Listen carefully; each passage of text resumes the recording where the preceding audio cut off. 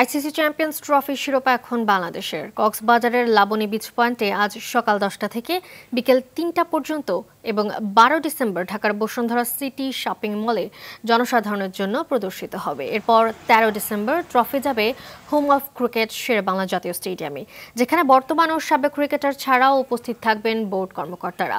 আইসিসির সূচি অনুযায়ী বিভিন্ন দেশে পরিদর্শনের পরিক্রমায় 9 ডিসেম্বর ঢাকায় আসে ট্রফিটি। এরপর 10 ডিসেম্বর কক্সবাজারের উদ্দেশ্যে যাত্রা করে চ্যাম্পিয়ন্স ট্রফি।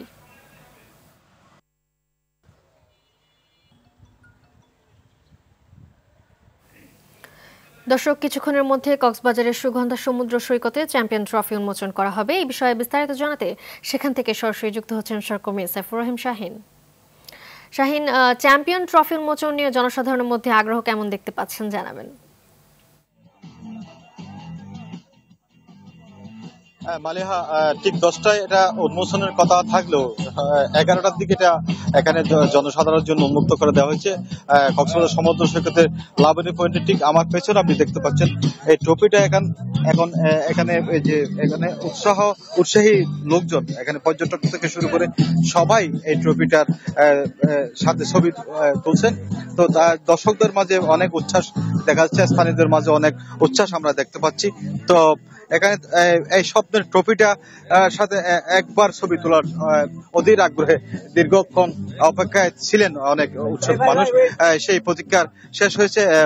সকাল 11টা থেকে শুরু হয়ে বিকাল 3টা পর্যন্ত এটা এখানে প্রদর্শনের কথা রয়েছে। তো এখানে আমরা দেখতে পাচ্ছি পর্যটক সহ অনেক উৎসুক মানুষ ইতিমধ্যে এই লাবণী পয়েন্টে, সমুদ্র সৈকতের লাবণী পয়েন্টে এখানে উপস্থিত হয়েছেন। তারা এই যে আইসিসি ট্রফিটা দেখার জন্য এখান থেকে ঠিক বিকালে এটা ঢাকায় নিয়ে যাওয়া হবে, সেটা আপনি খবরে বলেছেন।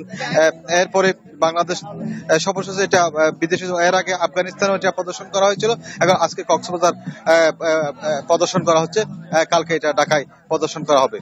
তো এ পর্যন্ত মোটামুটি এখানে নিরাপত্তা চাদরে দেখা দেওয়া হয়েছে ট্রফি উন্মোচনের বিষয়টা দেখার জন্য। এখানে নিরাপত্তা কর্মীরা দেখভাল করছেন এবং এখানে পর্যটকরা এখানে রয়েছেন, তারা উৎসাহের সাথে এটা প্রত্যক্ষ করছেন। মালিহা, এই হচ্ছে কক্সবাজার সমুদ্র সৈকতের লাবণী পয়েন্ট থেকে আমার সর্বশেষ ট্রফির সর্বশেষ তথ্য। ধন্যবাদ।